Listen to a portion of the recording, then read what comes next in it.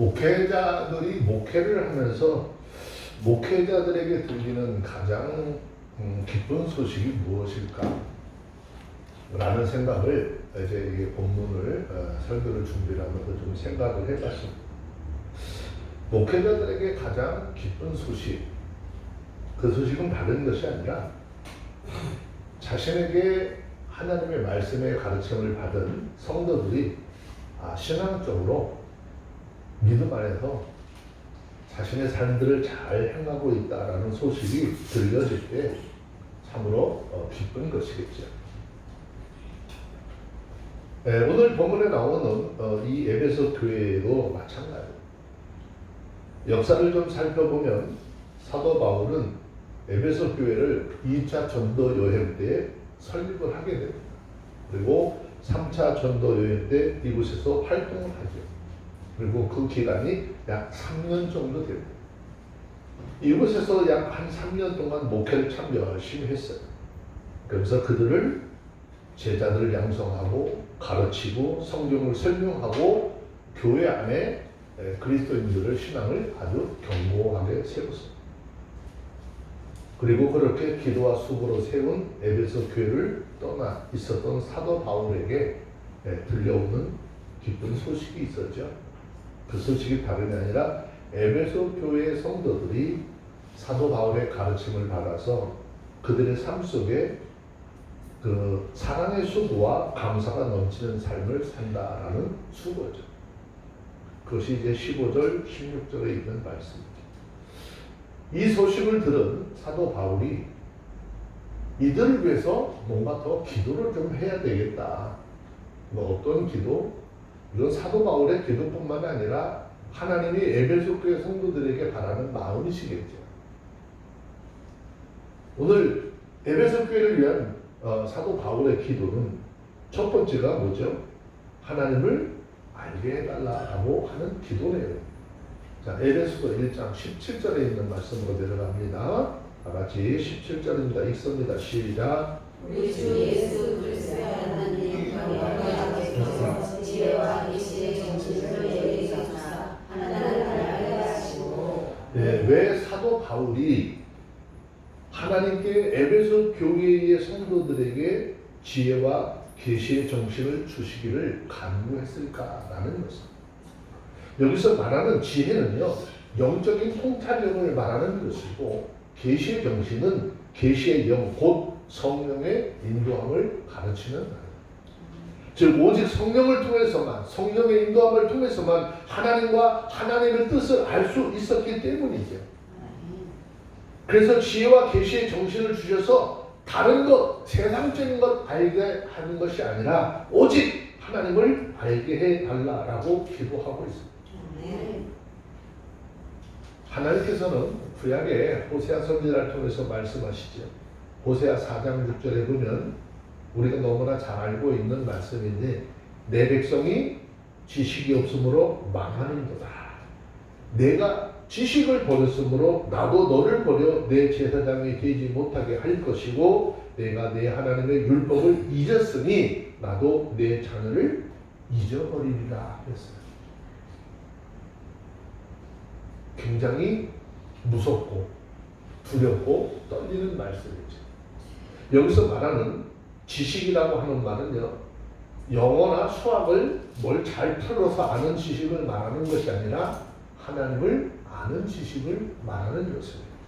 그러므로 호세아 4장 6절에서 말씀하신 것처럼 내가 지식을 버렸으니 나도 너를 버려서 내 제사장이 되지 못하게 할 것이다 라고 하는 이 말은 좀 더 적극적으로 표현해보면 이 당시 이스라엘 백성들이 하나님을 알기를 어떻게 했다는 거죠? 거부했다는 거예요. 지금 우리가 살고 있는 이 시대도 한번 자세히 보시기 바랍니다. 하나님은 구약 성경과 신약 성경을 통해서 하나님이 어떤 하나님이신지, 하나님이 우리를 얼마나 사랑하셔서 독생자 예수를 이 땅에 보내시고 십자가에 매달려 죽게 하셨는지, 그런 하나님의 마음을 그대로 전달하고 있는 것이잖아요. 우리가 하나님을 알려면 성경을 통해서 알아야 되는데, 성경을 통해서 하나님을 알려고 하기보다는 무슨 남이 경험하고 남이 어떤 그 체험 속에서 있었던 이야기들을 통해서 하나님을 알려고 하는 대단히 지금 잘못되어져 가는 그런 신앙생활의 삶의 위치에 있는 것을 좀 보게 됩니다. 결국 그들이 하나님을 알고자 하는 지식과 지혜를 버렸기 때문에 하나님께서 이런 사람을 버리실 수밖에 없으시다라는 뜻입니다. 그런데 성경을 보면 인생들을 향한 하나님의 마음은 어떻습니까? 어떤 사람 한 사람이라도 죄 때문에 멸망당하는 것을 원치 않으신다라고 하는 것이 하나님의 마음이잖아요. 그렇게 말씀하셨던 하나님이 어떻게 그 유대인들, 이스라엘 백성들을 버릴 수 있었을까? 이유가 뭘까요?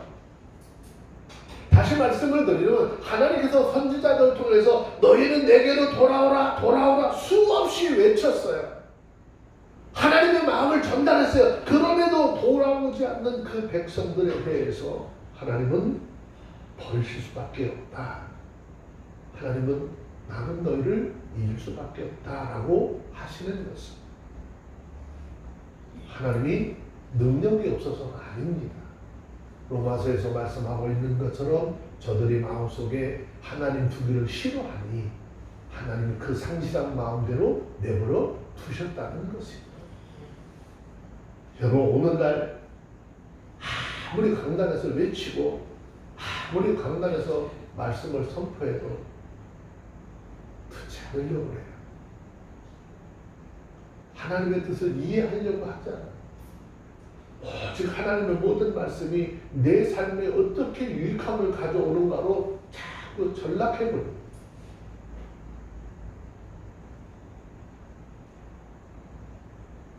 이 시간 저와 여러분들이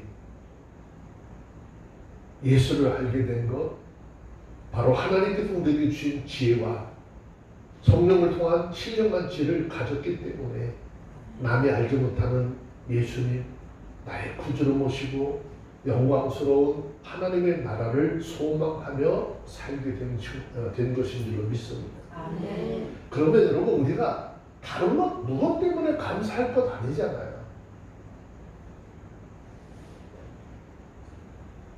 이거 하나로 인해서 하나님 앞에 너무나 감사할 일이 많은 것이죠. 하나님이 어떤 분인지 알게 된다면 그분을 믿지 않고는 견딜 수가 없으니까 변화된 삶을 살도 변화된 삶도 어떻게 살지 않을 수 없는 거예요. 우리 목회자들이 변화되라 변화해야 됩니다라고 외쳐도 그냥 소비의 경읽기예요. 그런데 내 안에 계신 성령께서 내 안에 계신 하나님의 말씀이 우리의 양심에 이 말씀으로 호소하게 되면 우리는 내 안에 계시는 그 성령의 감동함을 입어서 어떡합니까? 내가 이 하나님의 말씀대로 살아야지. 변화되어지지 못하는 내 삶을 탄식하게 되는 것이고 그렇게 살지 못하는 우리의 모습들을 하나님 앞에 회개하면서 변화된 삶의 모습으로 달려갈 수밖에 없는 것입니다. 그렇기 때문에 우리 모두는 다른 것, 무슨 기도보다도 더 중요한 것, 내가 성경을 읽을 때 예배 시간을 통해서 말씀의 교제를 나눌 때 하나님을 깊이 알게 해달라고 기도하는 그런 기도가 여러분의 삶 속에 있기를 바랍니다. 먹고 입고 마시는 것, 예수님께서 너희 그것 때문에 기도하지 말래요. 왜? 이방인들이 하는 기도래요. 근데 우리의 삶의 기도가 가만히 내용들을 보면 주가 뭐죠? 먹고 입고 마시는 것들. 아니 주님이 하지 말라는데 아니 그거를 더 목적으로 삼고 기도를 하고 있으니 우리 주님이 우리를 보셨을 때 얼마나 답답하실까. 얘네들 그런 거 구하지 마. 내가 하나님의 말씀과 성령의 인도함 속에서 하나님의 나라를 구하고 하나님의 나라 의를 어떻게 세울 것인가 그걸 위해서 기도하고 그걸 먼저 행하면 네 삶에 필요한 거 내가 다 채워줄게 그랬는데 아니 그거 말고요.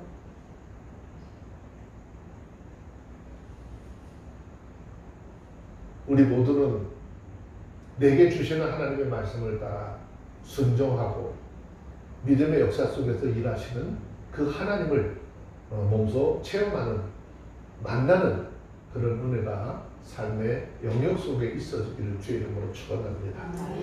사도 바울이 에베소 교회 성도들을 위해서 기도했는데 두 번째, 마음의 눈을 밝게 해달라라는 기도를 했어요. 자, 18절에 있는 말씀입니다. 함께 보도록 합니다. 에베소서 1장 18절 시작. 너희 마음의 눈을 밝히사 그의 부르심의 소망이 무엇이며 성도 안에서 그 기업의 영광이 풍성이 무엇이며 그랬어요. 여기에서 마음의 눈이라고 하는 말씀이 나오죠. 눈에는요 세 가지가 있다라고 그러죠. 첫째는요 물질을 바라보는 육안이 있는 것이고요. 그 다음에 지식을 볼 수 있는 지안이 있다라고 합니다. 그리고 지식을 가진 사람만이 볼 줄 아는 그런 눈을 지안이라고 하죠. 그 다음에 신령한 눈입니다. 이 눈은요 마음의 눈 또는 어떤 사람들은 영안이라기도 하는데 이것을 우리는 믿음의 눈이라고 이야기합니다.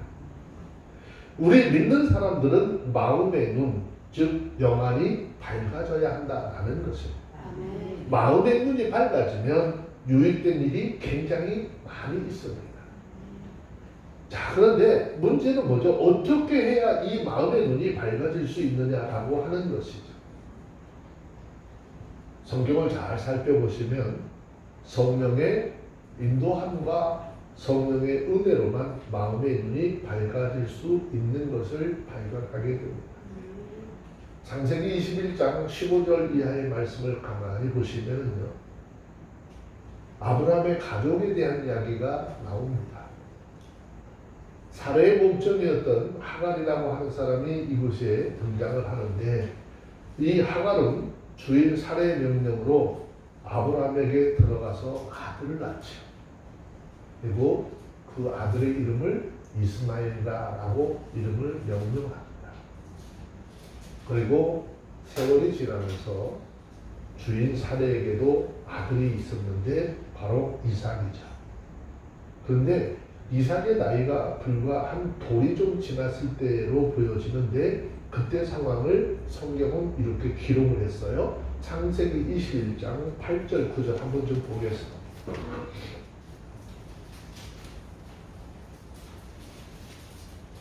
창세기 21장 8절 9절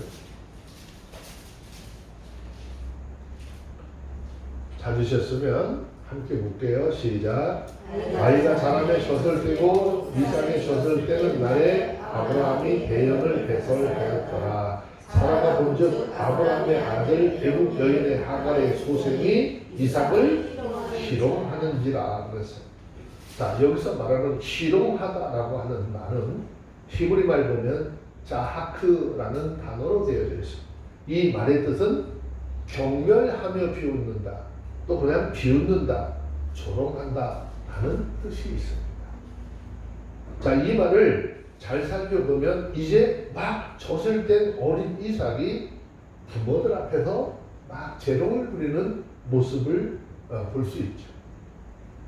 그런데 13살이나 된 이스마엘이 이제 막 젖대서 부모 앞에 재롱을 부리고 이쁜 짓을 하는 그 이삭을 보고 뭐 했대요?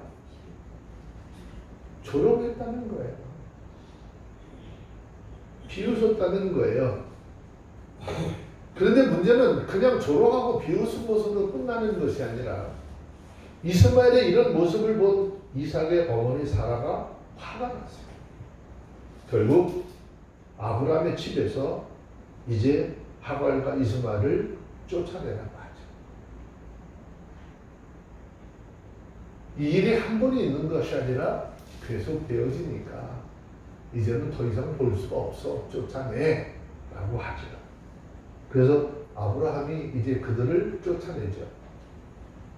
광야로 쫓아낼 때 물주머니 하나를 채워서 보내는데 어느 정도 가다 보니까 물이 다 떨어졌어요. 당시 한 13살 정도 됐던 이스마엘도 어린 아이에 불과하잖아요. 목이 말라서 혀가 입천장에 달라붙을 지경이 됐네요. 마실 물도 없고 너무 목마르니까 이 아이가 막 목마르다고 하면서 울기 시작을 합니다. 근데 그 모습을 보았던 하갈은 자기 자식이기 때문에 그 아이가 목말라 하면서 우는 그 모습을 보면서 애간장이 다 없습니다. 그러자 이 여인이 어떡합니까? 하나님 앞에 목을 놓아 울며 기도하죠. 근데 그때 하나님께서 그들을 불쌍히 여기시죠. 하갈의 눈을 열어서 바로 자기 곁에 흐르는 샘이 있는 것을 보게 하시죠. 이때 열린 눈이 바로 믿음의 눈이요 영안의 눈이다 라고 하는 것이죠. 자, 창세기 21장 19절의 말씀을 좀 볼게요. 창세기 21장 19절 읽습니다. 시작. 하나님이 하갈의 눈을 밝히시매 샘물을 두고 가서 가죽 부대에 물을 채우다가 아이에게 마시었다 그랬어요. 자, 우리가 이 사건을 통해서 알아야 할 것이 있습니다. 우리가 이 사건을 통해서 알아야 할 것은 믿음의 눈만 열리면 문제는 답이 옆에 있는 것을 알게 되는 것이죠. 문제의 답은 항상 옆에 있어요. 신령한 믿음의 눈이 열려질 때 하나님께서 도우시는 손길을 느낄 수 있는 것이고 믿음의 눈, 마음의 문이 열려져야 하나님의 나라를 볼 수 있는 것입니다. 믿음의 눈이 열려서 하나님의 나라를 볼 수 있고 하나님 나라의 소망을 가지고 사는 사람은 이 세상에 아무런 사람들과의 믿음의 관계 속에서 불편함 갖지 않으려고 합니다. 나하고 직접적으로 문제가 되지 않는 것, 다른 사람 때문에 자꾸 그 문제를 가지고 내 문제로 삼아서 불편해지는 것, 이거 하나님 모셨을 때 결코 아름답지 못한 것입니다. 근데 우리들의 삶이 그래요.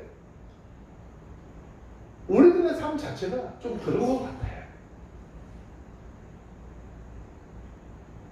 문제는 우리가 하나님을 떠나고 말씀에 불순종한 죄된 생활을 하게 되면 마음의 눈이, 믿음의 눈이 자꾸 어떻게 된다는 거죠? 어둡게 되어지는 거예요. 죄를 지으면 모두가 영적인 소경이 되는 것이죠. 하나님의 말씀을 뒤로 해버리고 자기 뜻대로 살면 어떻게 해요? 다 영적인 소경이 되는 것이죠. 예수님 사역할 당시에 누가 그랬습니까? 유대 지도자들이 그랬잖아요. 그러니까 예수님께서 소경을 인도하면 둘 다 구덩이에 빠지느니라. 믿음의 사람들을 인도하는 인도자는 눈이 밝아야 하는 것이고 그래서 잘못된 사망의 구덩이에 빠지지 않도록 그들을 잘 인도해야 하는 것이죠. 시편 119편 105절의 말씀처럼 여호와 하나님의 말씀은 내 발의 등이요 내 길의 빛이라 했어요. 이 하나님의 말씀을 따라가는 사람은 절대 사망의 늪에 빠지지 않는 것입니다. 성경 보세요. 얼마나 무섭습니까? 지금 이 믿음의 사람들이 우리가 세상을 살아가는데 그 삶의 환경이 어때요? 백주에 활의 시위를 떠난 살이 우리를 막 흐른다고 해서 우리를 향해서 막 날라오고 있어요. 백주에 염력이 막 흐르는 그런 세상 속에 우리가 살고 있는데 어떻게 그런 속에서 건강한 모습을 가지고 살 수 있고 저 영원한 사망 권세에 빠지지 않으면 살 수 있느냐? 오직 여호와 하나님의 말씀, 생명의 말씀의 인도함을 따라 살아갈 때에 우리는 그곳에서 능히 헤어날 수 있는 것이고 생명의 길을 걸어갈 수 있는 것입니다. 우리가 마음의 눈, 믿음의 눈을 밝게 하려면 하나님의 말씀에 순종하지 못한 삶에 대해서 먼저 회개할 수 있어야 합니다. 우리가 하나님 앞에서 흘리는 이 회개의 눈물은요, 죄를 쉽게 하고 우리 더러워진 마음을 청결하도록 만드는 것입니다.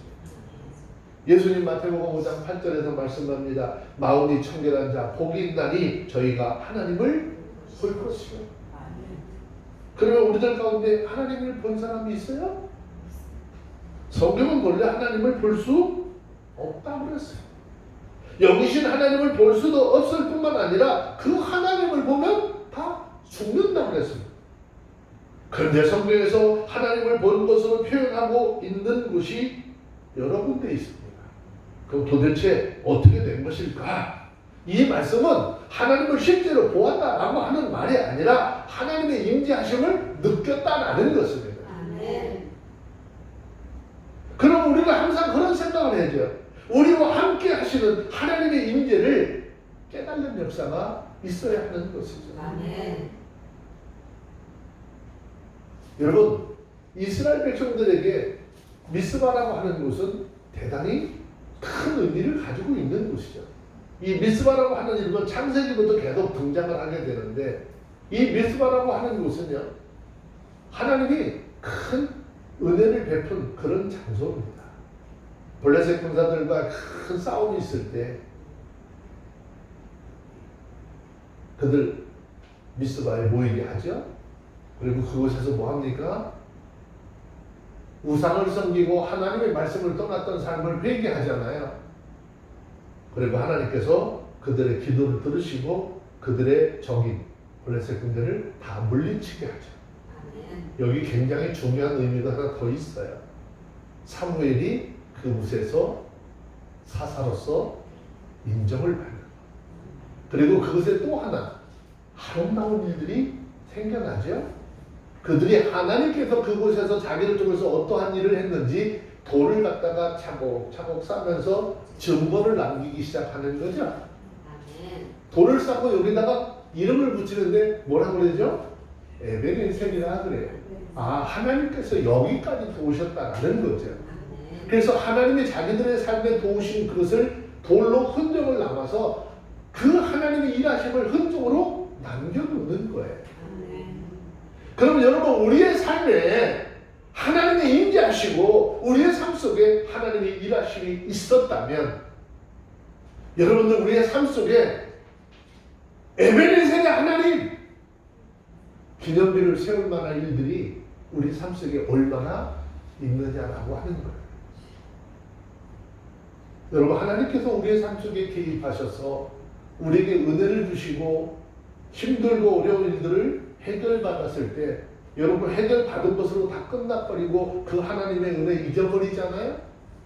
이스라엘 백성들은 여기에 돌을 갖다 쌓아놓고, 그 돌을 바라보면서 우리 하나님은 우리에게 이런 은혜를 베푸셨던 하나님의 그 하나님의 은혜를 잊어버리지 않으려고 증표를 남겼다는 거잖아요. 사도 바울이 신앙생활을 많이 하면서 어때요? 예수 때문에 고난받은 흔적이 많잖아요. 세상 사람들 향해서 이야기합니다. 이 세상 사람들아, 나를 이렇게 좀 괴롭게 하지마. 나는 내 몸에 예수의 흔적을 너무나 많이 가진 사람이야. 이 말은 뭐죠? 나는 예수님의 은혜로 여태까지 살아온 사람이야. 세상 것은 더 이상 더 유혹하지 마라고 선포하는 것입니다. 우리의 삶에 예수의 흔적이 얼마나 있습니까?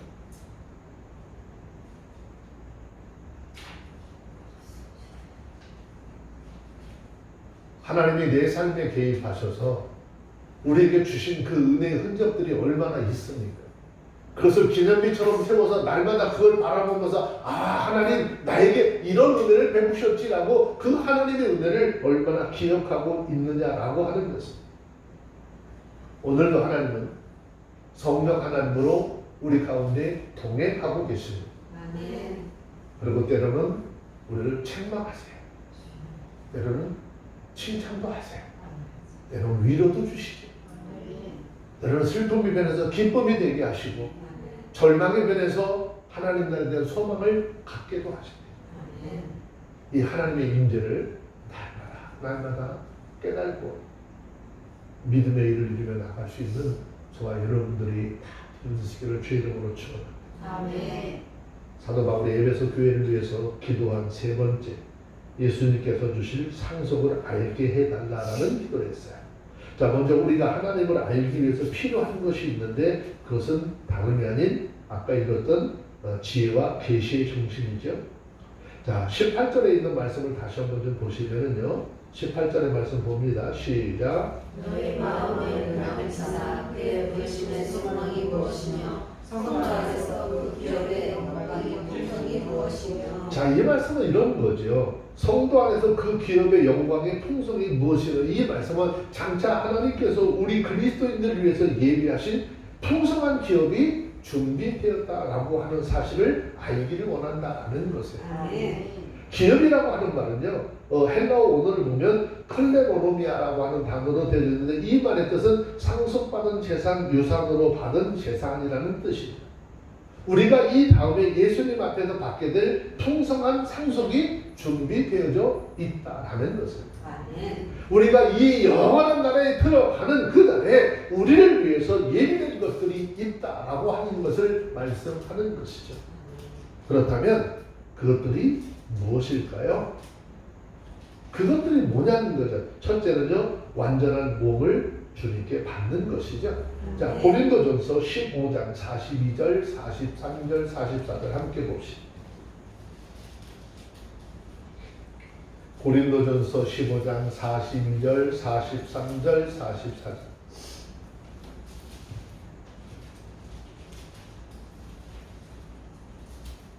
찾으셨으면 우리 다 같이 한번 읽어볼게요. 시작. 죽은 자의 부활도 이와 같으니 썩을 것으로 심고 썩지 아니할 것으로 다시 살며 욕된 것으로 심고 영광스러운 것으로 다시 살며 약한 것으로 심고 강한 것으로 다시 살며 육의 몸으로 심고 신령한 몸으로 다시 사나니 육의 몸이 있은즉 또한 신령한 몸이 있느니라.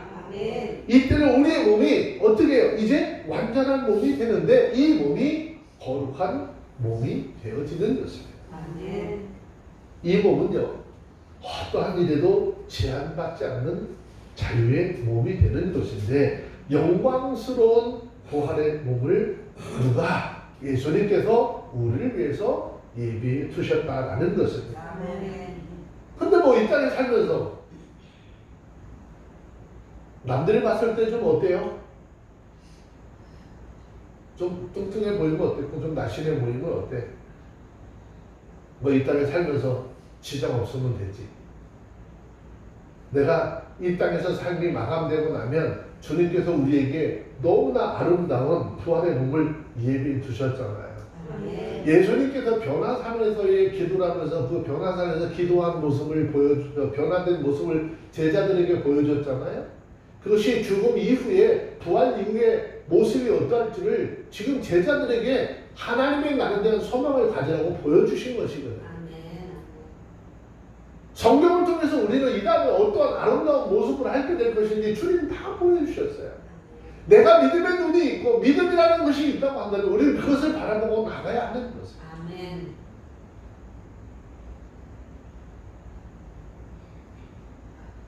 둘째는 거룩한 인격을 예비해 두셨어요.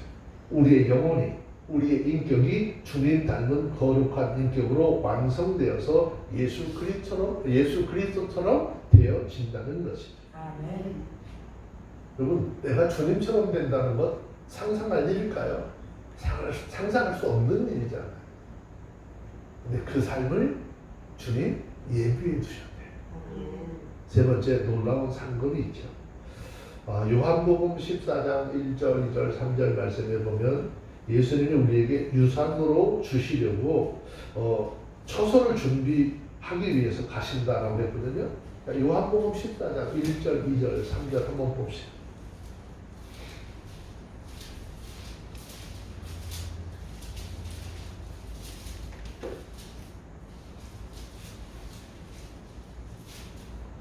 요한복음 14장 1절, 2절, 3절 시작. 너희는 마음에 근심하지 말라. 하나님을 믿으니 또 나를 믿으라. 내 아버지 집에 거할 곳이 많도다. 그렇지 않으면 너희에게 일렀으리라. 내가 너희를 위하여 처소를 예비하러 가노니 가서 너희를 위하여 처소를 예비하면 내가 다시 와서 너희를 내게로 영접하여 나 있는 곳에 너희도 있게 하리라 그랬어요. 여러분 청와대 가보셨어요? 청와대 개방해놨는데 한번 가봤어요? 저는 지금도 안 가봤어요. 거기 어마어마한 사람이 살던 집이잖아요. 그죠? 어마어마한 사람이 살던 집이잖아요. 아니 이 땅에 그냥 세상의 권력자가 사는 사람도 그렇게 어마어마하고 멋있었다면 천지의 주자가 되시고 만왕의 왕 되신 그 주님이 우리를 위해서 지은 집이 얼마나 멋있고 웅장하고 대단할까? 뭐 이런 생각 해보셔야 되지 않을까요? 이 땅에서 성냥개비 같은 거 목숨 걸림들 있잖아요. 제가 일본을 가다 보면 그 나리타 공항 또 특히 하네다 쪽에 가다 보면 그 하네다 공항 근처에는요 집들이 나무로 지은 집이 진짜 성냥갑 같아요. 네모 다 들어가요. 집이 저거 하나 갖기 위해서 그렇게 난리를 치는 거예요. 제가 지난번에 에티오피아 갔다 와서 말씀드렸잖아요. 건물이 큰 옆에 양철로다가 사방만 덮은 요 강대산보다 조금 더 넓고 조금 더 길은 높이가 한 이 정도 될 거예요. 강대산 정도 되는데 밑에다 말뚝 4개를 해가지고 세워놨어요. 이쪽에 보니까 문이 하나 있어요. 도대체 저게 뭘까 그랬어요. 그랬더니 사람 사는 집이래요. 근데 그나마 그런 집이라도 하나 있는 사람은 너무 행복해 한다는 거잖아요. 그 사람들의 삶을 비해서 지금 우리나라의 삶, 우리 국민의 삶을 한번 보세요. 우리 삶 자체가 뭐죠? 사치스러운 거예요. 우리가 사는 자체가 사치스럽다. 신발을 제대로 신고 다니는 사람이 거의 없어요.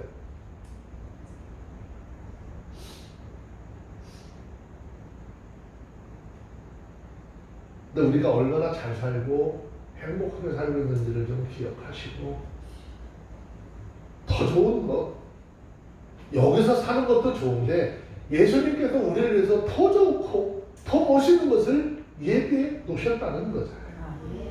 그 영광스러운 우리의 상속을 계시록에 비해서 비롯해서 성경 구절 우리에게 계속해서 가르쳐주고 있는 거예요. 우리가 받을 상속, 우리가 거할 자리가 얼마나 아름다운 것인지. 근데 이걸 모르니까 하나님의 사람들이라서 지금 어디에 매여 사는 거예요? 이 세상이라고 하는 곳에 매여 사는 거잖아요. 어느 때 그랬습니까? 노아의 방주 때가 그랬었고 하나님의 심판이 임했던 노아의 방주 때도 그랬었고 소돔과 고모라 성의 실체가 그랬죠. 근데 예수님께서 우리에게 말씀하시기를 주님께서 마지막 심판주로 오시기 전에 너희의 삶의 주변의 환경이 이럴 거야. 날마다 먹고 마시고 시집가고 장가가고 사고 팔고 하는 이런 일들로 굉장히 분주할 때 우리 주님 오시겠다는 거죠. 그래서 성경을 보면 마지막 때 표상은 항상 노아의 방주 때와 소돔과 고모라 성의 때를 표상으로 우리에게 제시해 주셨어요. 그러면 주님 오실 날이 얼마나 멀을까?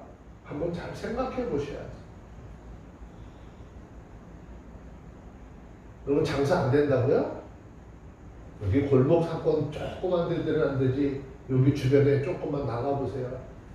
음식점이 전부 다 2층 3층인데도 사람들 꽉꽉 차고 그것도 부족해서 표 받아가지고 줄 서서 기다렸다 먹는 거예요.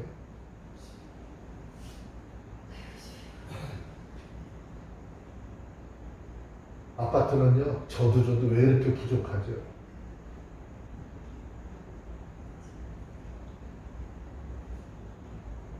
지금 내 몸에 내가 무엇을 걸치고 있는지 내 몸속에 명품이 얼마나 있는지 그것을 가지고 자신의 가치를 따지려고 하는 그런 시대가 되어져 있지 않느냐는 거예요. 저와 여러분들 우리가 믿음 안에서 예수 그리스도 안에 있는 모든 사람들 우리를 위해서 이와 같은 상급이 예비되어 있는 줄 깨닫고 날마다 예수님을 섬기시고요. 나를 하나님 사람 되게 하신 것에 감사 넘치고 기쁨에 넘치는 그런 삶을 살아가는 저와 여러분들 되어주시기를 주 이름으로 축원합니다. 아멘. 이거 여러분 이거 위해서 기도하는 거예요. 아멘. 바울이 에베소 교회를 위해서 에베소 교회 성도들을 위해서 기도했듯이 우리도 또한 하나님 우리에게 이런 믿음의 눈을 주시고 이런 소망을 가지고 살아갈 수 있도록 기도하라고 지금 말씀 통해서 우리에게 주시고 있습니다. 아멘. 네 번째 기도 우리에게 베푸신 능력이 얼마나 큰지 알게 해달라고 기도합니다. 자, 19절에 있는 말씀입니다. 함께 읽습니다. 시작. 그에게 강력으로 역사하심을 따라 믿는 우리에게 베푸신 능력이 증기 크시니 어떤 것을 배워갈까 하시려다. 예, 이 말은 에베소 교회 성도들이 믿음의 눈이 즉 영안이 밝아져서 하나님의 능력이 얼마나 큰가를 어떻게 알게 해달라는 기도입니다. 여러분 믿음의 눈이 띄어지지 않으면 성경 안에서 일하신 하나님의 능력이 얼마나 큰지 알 수가 없어요. 성령이 우리 가운데 오셔서 말씀을 볼 때마다 그것을 깨닫지 못하게 하면 볼 수 없는 거예요. 그러니까 우리 하나님이 우주보다 더 크신 하나님이라고 그랬잖아요. 근데 그 크신 하나님이 요만한 깨알 만한 하나님으로 인식이 되는 거죠. 깨알 만한 하나님, 그 하나님이 무슨 능력이 있겠어요? 이런 생각이 우리 삶 속에 자꾸 지배하게 되는 거죠. 그러니까 무슨 일을 하려면 자꾸 그 다음에 뭘로 하려고 그래야 돼? 하나님이 일하게 하신 게 아니라 내가 하려고 하는 일들이 생겨나는 것입니다.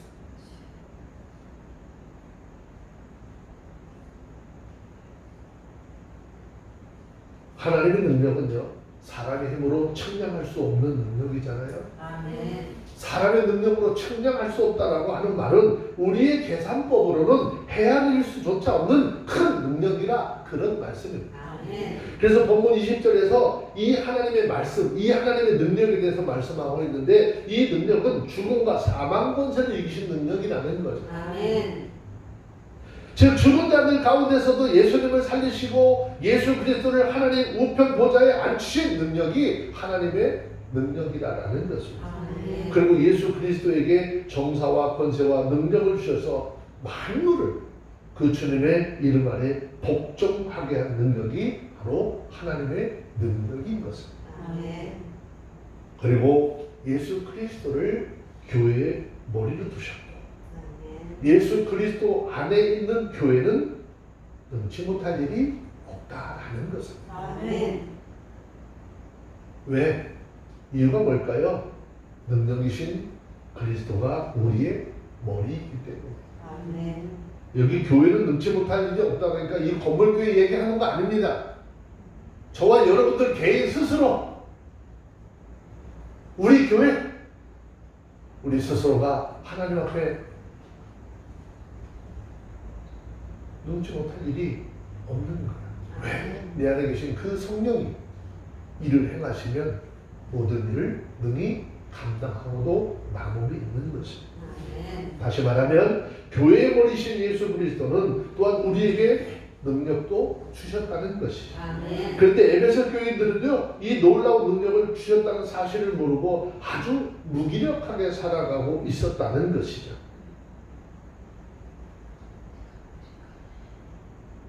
그래 바울이 그걸 보니까 어떻게 답답해. 사랑으로 감사하는 건 좋은데 이 하나님의 능력을 모르고 있어. 바울이 답답해. 그 지금 하나님 앞에 얘네들 하나님 이것 좀 알게 해주세요라고 기도하고 있는 거죠. 여러분 우리는 우리 속에 있는 이 능력이 큰 잠재력이 어떻게 있다는 것을 볼 수 있어야 해요. 아멘. 하나님께서는 우리에게 권세와 능력을 주셔서 마귀와 싸우고 거룩한 삶을 살며 지옥과 전 세계를 복음하며 사단의 권세에 사로잡혀 있던 영혼을 구하고 땅끝까지 이르러서 예수 그리스도의 복음을 전하게 만드는 이 위대한 능력에 눈을 뜰 수 있는 아멘. 우리 모두가 되어주시길 바랍니다. 아멘. 여러분 초대교회의 사도들이나 그리스도인들 저와 여러분하고 똑같은 사람들이에요. 다르지 않아요. 그런데 그들이 성령의 인도함을 받고 충만한 능력을 받고 나가서 전 세계 역사를 다 바꿔놔 버렸어요. 믿음으로 가서 행하는 곳에 성령의 역사가 일어나 버리니까 역사가 바뀌어 버렸어요. 아멘. 아멘. 사도들이 전 세계를 향하여 복음을 전파하자 그들에게 별명이 붙어지잖아요. 세상은 하나님의 복음을 전하는 그들에게 어떤 별명이 붙여졌습니까? 천하를 어지럽히는 무리들이라고 하는 별명이 붙여져요. 여러분, 저와 여러분들이 가는 곳에는요, 세상 문화, 세상의 우상 숭배 일들이요, 다 어지럽게 돼서 어떤 것이 참 생명이고 어떤 것이 참 유익한 일인지 알고 주께로 돌아오게 하는 능력이 있어져야 하는 거예요. 아멘. 그들이 섬기는 우상, 그들이 가지고 있는 잘못된 사고 아무것도 될 수 없다는 사실을 알게 만들어야 하는 것입니다. 아멘. 이것이 우리 그리스도인들에게는 가장 영광스럽고 사랑스러운 별명이 되어야 하는 거예요. 아멘. 세상을 어지럽히는 무리들이에요. 근데 우리가 세상 어지럽히고 있습니까? 아니면 세상에 그냥 휩싸여서 돌아가고 있습니까?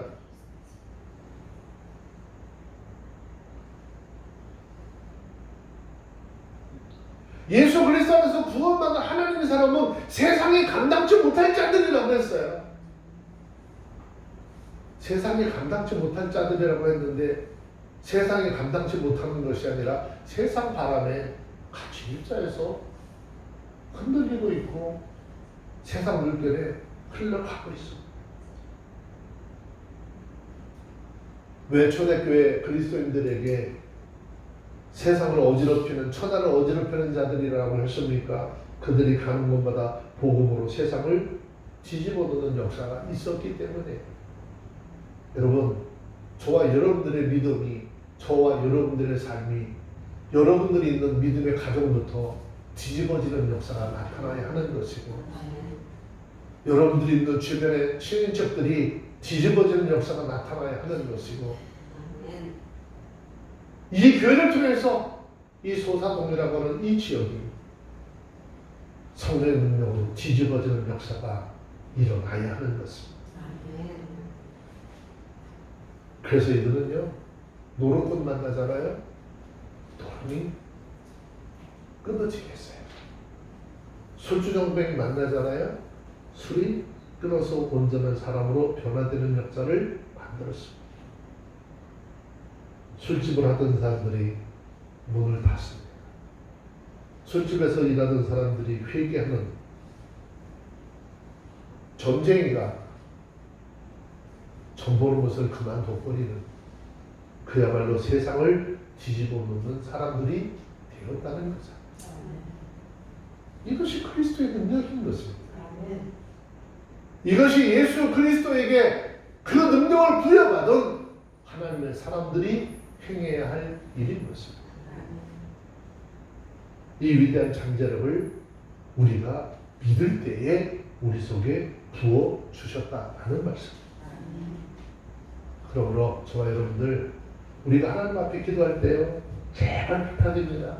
하나님, 내게 무슨 좀 능력 주세요라고 하는 그런 기도할 것이 아니라 하나님께서 내게 이미 주신 능력을 가지고 하나님의 일을 하고 내가 하는 그 하나님의 일을 통해서 세상이 뒤집어지는 역사가 있게 해달라고 기도해야 하는 것이에요. 왜 많은 사람들이 내가 주인공이 되려고 합니까?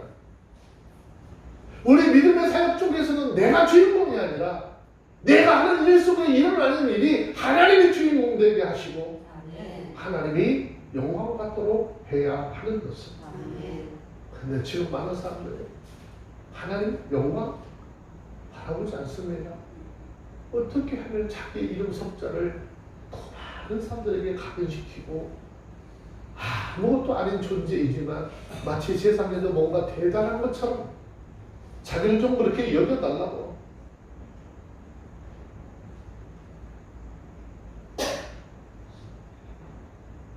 그렇게 만들면서 사는 게 지금 인생들의 삶. 하나님 앞에, 하나님, 내가 가진 거 이것 가지고 하나님의 역사를 나타낼 수 있도록 해주십시오라고 기도할 때 하나님 반드시 그 삶을 통해서 하나님의 살아계심을 증거하게 될 줄로 믿습니다. 요한계시록에 보면 7개 교회에 대한 얘기가 나오잖아요. 그중에 빌라델피아 교회를 가만히 들여다보세요. 그 빌라델피아 교회를 돌아보면서 주님께서 하신 말씀에 여기 가슴에 와서 꼭 채는 게 있어요. 빌라델피아 교회는 작은 능력을 가지고도 세상에 휩싸이지 않았다는 거죠. 작은 능력을 가지고 신앙을 지키고 믿음을 지켰대요. 하나님 앞에 칭찬받는 교회가 됐거든요. 작은 능력이라는 것은요, 어떤 겁니까? 거기에는 특별한 은사 가진 사람도 없고 무슨 특별한 체벌도 있는 것도 아니고, 그런데 그들이 하나님의 말씀을 가지고 떠나지 않았다는 거예요. 하나님의 말씀을 가르침을 떠나지 않았다는 거예요. 세상에 어떤 것들이 와서 흔들어도 그들은 하나님의 말씀만 믿고 갔다는 것이죠. 믿음을 지켰더니 나중에 훗날 주님께서 야, 잘했다 칭찬하는 그런 교회가 됐어요. 요한계시록에 등장하는 7교회는요, 마지막 때 이 세상에 존재하는 교회들의 형상을 이야기하는데 7개 교회 중에서 5개 교회는 다 책망을 받지만 2개 교회만이 칭찬을 받는 교회가 있는데 그곳에 한 교회가 빌라델피아 교회. 정말 작은 능력을 우리 보면 사람들이 봤을 때 볼 수 없다고 그랬잖아요. 뭐 대단히 내놓을 것도 없는 교회인데 오직 예수님을 믿는 믿음 하나, 말씀을 따라 살아가는 이 삶을 살아갈 때 하나님께서 우리의 믿음을 칭찬하게 해줄 줄 믿습니다. 성경 마태복음 10장 1절을 보시면 예수님께서 12제자를 파송하는 장면이 나옵니다. 예수님께서 12제자를 제자들을 파송을 하면서 능력을 주죠. 귀신을 쫓아내며 모든 병과 악한 것을 고치는 권능을 줬다 그랬어요. 그리고 그때마다 필요한 말씀도 너희에게 줄 것인즉 너희는 내 말을 믿고 그냥 가기만 한다 그랬어요. 그럼 우리도 마찬가지잖아요. 다시 말하면 내가 너희에게 이미 능력을 주었으니까 그 능력을 믿고 순종하며 가라. 그러면 그곳에 역사가 일어날 것이다 라는 말씀이란 말이에요. 아멘. 이것은 뭐죠? 주님의 말씀을 믿는 거예요. 아멘. 믿음으로 가서 행하면 그곳에 하나님의 역사가 일어나게 될 것이다 라고 하는 것이죠. 아멘. 그랬는데 제자들이 그 말씀을 믿고 나갑니다. 그리고 전도하는데 많은 사람들을 만나잖아요. 병자들을 만나요. 근데 이 당시 사람들을 얼마나 무식했는가 하면요, 그냥 주님이 그렇게 했다고 그러니까 병자 만나잖아요. 그냥 기도했어요. 그랬더니 병이 났어요. 귀신 들린 자를 향하여 너 나가라 그러니까 어떻게 나갔어요. 지금 바울이 에베소 교회들을 위해, 성도들을 위해서 기도하는 기도가 바로 이거예요. 주님의 능력을 믿게 하옵소서. 주님의 말씀을 믿을 때 그 믿음을 따라 행하고 그 믿음을 따라 순종할 때 그곳에 하나님의 역사가 있을 것이라는 것을 알게 하라는 거죠. 아멘.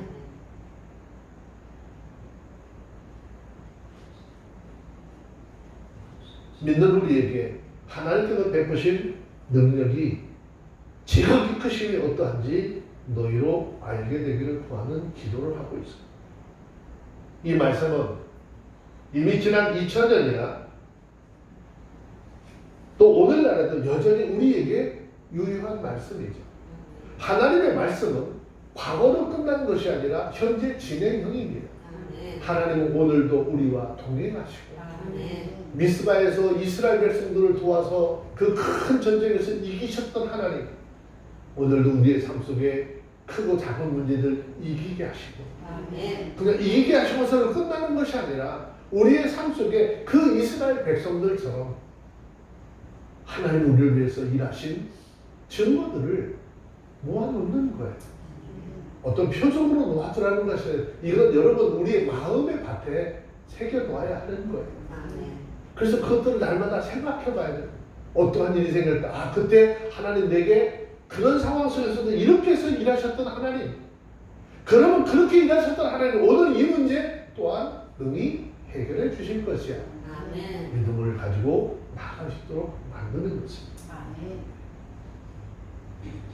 우리가 이러한 능력 있는 삶을 살지 못하고 있다면 오늘 이 말씀에 저와 여러분들이 도전을 받아야 합니다.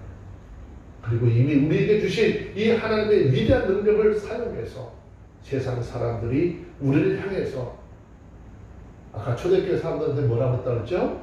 천하를 어지럽히는 사람들이라고 하는 이 아름다운 별명을 얻는 우리 이대교회 성도들이 다 되어주시기를 주의 이름으로 축원합니다. 아멘. 세상을 욕먹지 말고 세상을 어지럽히는 존재들이라는 정말 아름다운 별명을 얻어서 하나님 앞에 영광을 돌릴 수 있는 우리 모두가 되어주시기를 주의 이름으로 축원합니다. 기도합니다. 거룩하신 하나님, 사도 바울을 통해서 에베소 교회 성도들에게 기도했던 이 하나님의 기도가 오늘 이 예배 자리에 함께한 우리 모두에게 임하게 하여 주옵소서. 아멘. 주님의 능력을 알게 하옵소서. 아멘. 믿음으로 행하게 하옵소서. 아멘. 믿음으로 행하는 곳에 과거에 있었던 모든 역사들, 사도행전을 통해서 있었던 그 하나님의 큰 역사가 나타나게 하시고 그곳에 오직 여호와 하나님의 능력만 증거되는 복된 삶이 되게 하여 주시기를 우리 주 예수님의 이름으로 기도합니다. 아멘. 아멘.